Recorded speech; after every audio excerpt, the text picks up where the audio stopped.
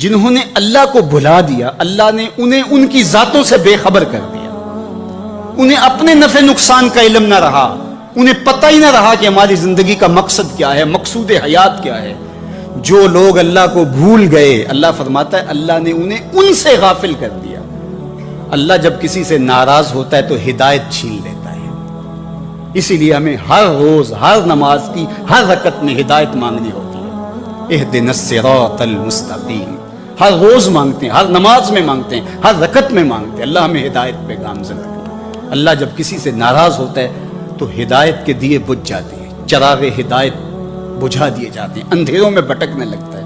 شیطان اس کو دھوکے میں مبتلا کر دیتا ہے، اسی زندگی کو مقصود زندگی سمجھ لیتا ہے، اس شراب کو آب حیات سمجھ لیتا ہے، اور ساری زندگی بھٹکتے بھٹکتے ایک دن اچانک جب سامنے موت آتی ہے تو پھر آنکھیں کھلتی ہیں، لیکن پھر پچھتانے کا کیا فائدہ۔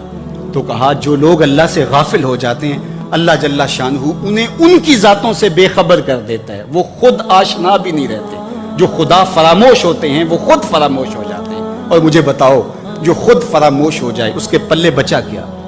اقبال نے کہا تھا نا، اپنے من میں ڈوب کر پا جا سراغ زندگی، تو میرا نہیں بنتا تو نہ بن، اپنا تو بن۔ اور جو اپنا بھی نہ ہو، جس کو یہ بھی نہ پتا ہو کہ میں ہوں کون، میں کہاں ہوں، میرا مقصد زندگی کیا ہے، مقصد حیات کیا ہے، کھانا پینا اور لذتوں کا حصول، یہ تو چوپائے بھی کرتے ہیں، تو اشرف المخلوقات کاہے کا ہے۔ یہ زندگی تو ان کی بھی ہے کہ وہ اچھا کھاتے ہیں، تم تو ایک پاؤ بھر گوشت کھا لیتے ہو، اور شیر روز ایک ہرن جو ہے وہ چاٹ جاتا ہے، وہ تیرے سے زیادہ کھاتا ہے، تیرے سے زیادہ طاقتور ہے، ہاتھی کا جسم تیرے سے کہیں بڑا ہے، پرندے ہواؤں میں اڑتے ہیں، مچھلی پانی کی تہوں میں اتر جاتی ہیں، عقاب کی نظروں اور بلندی پرواز کی دیکھنے والی ہوتی ہے، کرگس کہاں سے کہاں تک سونگ لیتی ہے، ان کی قوت شامہ تیرے سے بڑی ہے، لیکن اس کے باوجود بھی افضل تو، اشرف بھی تو، اور اللہ نے اپنی نیابت کا تاج تیرے سر پہ رکھا ہے۔ جب تو اپنے آپ سے ہی آگاہ نہیں ہے تو پھر تو ہے کیا؟ تو راز کن فقاں ہے، اپنی آنکھوں پر عیاں ہو جا، خودی کا رازداں ہو جا، خدا کا ترجمہ ہو جا، خودی میں ڈوب جا غافل، یہ سر زندگانی ہے، نکل کر حلقۂ شام و سحر سے جاوداں ہو جا، مسافے زندگی میں سیرت فولاد پیدا کر، شبستان محبت میں حریر و پرنیاں ہو جا، گزر جا بن کے سیلے تند رو کو ہو بیاباں سے، گلستان راہ میں آئے تو جوئے نغمہ خاں ہو جا، تیرے علم و محبت کی نہیں ہے انتہا کوئی، نہیں ہے تجھ سے بڑھ کر ساز فطرت میں نوا کو، تو تو مقصود ہے، تو تو مسجد الملائک ہے، فرشتوں کی پیشانی تیرے حضور جھکی ہے، تو اپنے آپ سے آشنا ہی نہیں ہے، تجھے پتہ ہی نہیں کہ تو کون ہے، تجھے آگہی نہیں رہی کہ تو ہے کون، تیری ذات کیا ہے، فرشتے سلامیاں دیں، فرشتوں کی پیشانیاں جھکیں، تو دیکھ تو کھڑا کہاں ہے، کانپتا ہے دل تیرا اندیشہ طوفان سے کیا، ناخدا تو، بحر تو، کشتی بھی تو، ساحل بھی تو، دیکھ آ کر کوچائے چاکے گریباں میں کبھی، کیس تو، لیلا بھی تو، صحرا بھی تو، محمل بھی تو، وائے ناکامی کہ تو محتاج ساکی ہو گیا، میں بھی تو، مینا بھی تو، مستی بھی تو، حاصل بھی تو، آہ کس کی جستجو آوارہ رکھتی ہے تجھے، راہ تو، راہ رو بھی تو، رہبر بھی تو، منزل بھی تو، بے خبر تو، جوہر آئینہ ایام ہے، تو زمانے میں خدا کا آخری پیغام، تو سمجھے نہیں کہ تو خدا کو بھول کے سمجھا کہ میری زندگی آزاد ہو گئی، اب میں جو چاہوں کروں، میں خدا کا بھی انکار کر دیا، بلا دیا اس کو۔ کہا جب خدا کو تو بھولا تو خود کو بھول گیا، زندگی کے مقصد کو تو نے فراموش کر دیا، اب بھٹکتا ہے ارض فلات میں، جنگل میں پڑے ہوئے خشک پتے کی طرح، جس کو ہوائیں کبھی ادھر اڑا دیتی ہیں کبھی ادھر اڑا دیتی ہیں، مقصد حیات کا علم نہیں ہے، تو کون ہے، کہاں ہے، تیرا مقصد زندگی کیا ہے، خدا کو بھولنے کا یہ نتیجہ ہے جو تجھے بھگتنا پڑ رہا ہے۔ خدا آشنا ہو جا، خود آشنا ہو جائے گا، تجھے ذات سے آگہی ہو جائے گی، من کا شعور مل جائے گا، تجھے پتا چلے گا کہ میں کون ہوں، میری زندگی کا مقصد مقصود کیا ہے۔ تو اگر تو ایسا نہیں کرے گا تو اللہ تجھے تیرے سے بے خبر کر، تیری ٹانگیں نہیں توڑ دی جائیں گی، تیرا رزق نہیں چھین لیا جائے گا، تیری آنکھوں سے روشنی نہیں اچکی جائے گی، تیرے کانوں کی سماعت نہیں کھینچ لی جائے گی، یہ سب کچھ ہوگا لیکن مقصد زندگی نہیں ہوگا۔ بندہ سمجھتا ہے میں نے انکار کیا تو کیا ہو گیا، میاں اللہ نے تجھ سے ہدایت لے لی۔ کسی زمانے میں ایک شخص نے عیسائیت قبول کر لی اسلام چھوڑ کے، تو کچھ لوگ اس کو سمجھانے کے لیے علاقے بھر کے علماء جمع ہو کے گئے کہ یہ عجیب ماجرا ہے، تم نے اسلام چھوڑ دیا؟ اس نے کہا ایک دن سخت سردی تھی اور میں نماز پڑھنے لگا تو بے وضو ہی پڑھ لی، اور بڑا ڈرا کہ یہ بہت زیادتی کی میں نے، تو لیکن مجھے ڈر لگ رہا تھا نماز کی حالت میں کہ کہیں اللہ کا قہر نازل نہ ہو جائے، لیکن کچھ بھی نہ ہوا۔ پھر ایک دن میرے پہ غسل واجب تھا اور میں نے اس حالت کے اندر نماز پڑھ لی، اور اس دن میں پھر ڈرا کہ یار زیادتی کی ہے تم نے، اللہ کا قہر آج ضرور نازل ہوگا، لیکن سلام پھرا، میں معمول کی زندگی گزارنے لگا۔ میں نے کہا اسلام تو دین ہی سچا نہیں ہے، میں اتنی توہین کی ہے،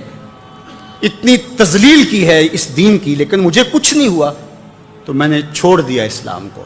تو علماء نے کہا تو کہتا ہے مجھے کچھ نہیں ہوا، اللہ نے تجھ سے دین چھین لیا،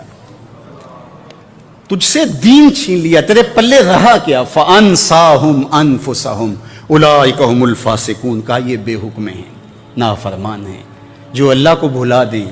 اللہ کو فراموش کر دیں، یہ فاسق لوگ ہیں۔ لا يستوی اصحاب النار واصحاب الجنہ، اہل جنت اور اہل دوزخ برابر نہیں ہو سکتے۔ ایسا نہیں ہوگا کہ ایک ساری زندگی بدکاریوں میں گزارے اور ایک نیکوکار اللہ کی رضا کی سائے میں زندگی بسر کرے اور قیامت کے دن ایک جگہ کھڑے کر دیے جائیں، ایسے نہیں ہوگا۔ افنجعل المسلمین کالمجرمین،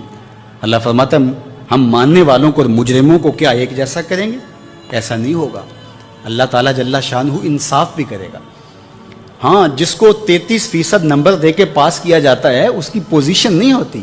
اس کو پاس ضرور کر دیا جاتا ہے، چلو اس کو سٹار لگا کے پاس کر دو، پوزیشن انہی کی ہوتی ہے جنہوں نے محنت کی ہوتی ہے، رت جگہ کاٹے ہوتے ہیں۔ تو کہا مجرم اور ماننے والے برابر نہیں ہوں گے، تو فرمایا کہ وہ بے حکمے ہیں جو اللہ کے حکموں کو توڑتے ہیں، اس کے احکام کی جو ہے وہ توہین کرتے ہیں۔ تو جنت والے اور دوزخ والے برابر نہیں ہو سکتے، جنت والے جنت کے مزے لیں گے اور جہنم والے جہنم کی جلستی آگ میں ایک ذلت کی زندگی کاٹیں گے، موت بھی نہیں ہوگی وہاں۔ اللہ تعالیٰ جل شانہ قیامت کے میدان میں موت کو مینڈے کی شکل میں ظاہر کرے گا۔ کہتے ہیں جنت میں جا کے جنتیوں کے سینے میں ایک ہی خدشہ ہوگا، کھٹکا ہوگا، کہیں موت نہ آ جائے اور یہ نعمتیں چھن نہ جائیں، اور جو جہنمی ہے ان کے سینے میں ایک ہی امید کا چراغ روشن ہوگا، کبھی موت آ گئی تو مر جائیں، جان چھوٹ جائے۔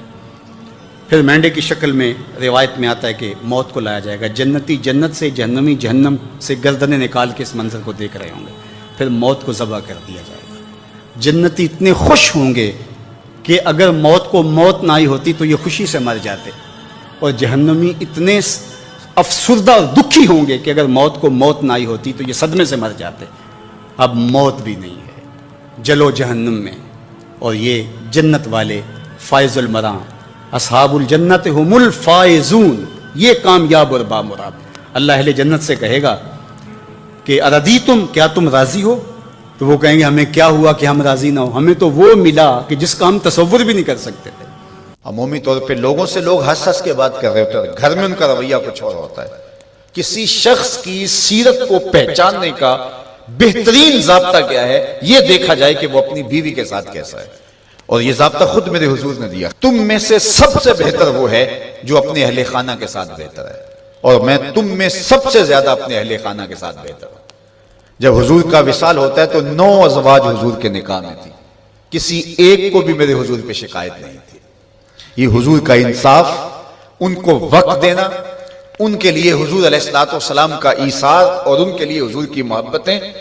حضرت خدیجہ الکبریٰ رضی اللہ تعالی عنہ کا ذکر کرتے ہیں ان کے وصال کے بعد تو حضور کی آنکھیں چھلک پڑتی ہیں، اور جانور ذبح کرتے ہیں اور گوشت کے ٹکڑے ان کے سہیلیوں کے گھروں بھیجتے ہیں۔ حضرت عائشہ رضی اللہ تعالیٰ عنہ فرماتی ہیں میرا ان سے جو رشتہ تھا تو مجھ سے نہ رہا گیا، میں نے ایک دن کہہ دیا حضور آپ اس بوڑھی عورت کا ذکر نہیں چھوڑتے، بڑھاپے کی وجہ سے جس کے ہونٹوں کے گوشے بھی رنگ بدل گئے تھے۔ تو حضور علیہ السلام کے چہرے پہ جلال آیا، فرمایا عائشہ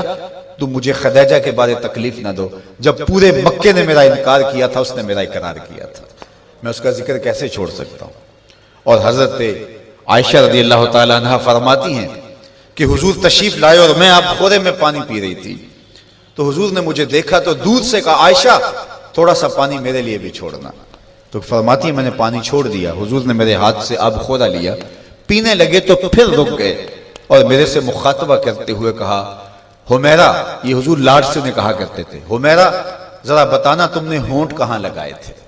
میں وہاں ہونٹ رکھ کے پانی پینا چاہتا ہوں، مجھے یہ بتاؤ اگر شوہر کا رویہ بیوی کے ساتھ یہ ہوگا تو گھر جنت کا ٹکڑا بنے گا یا نہیں؟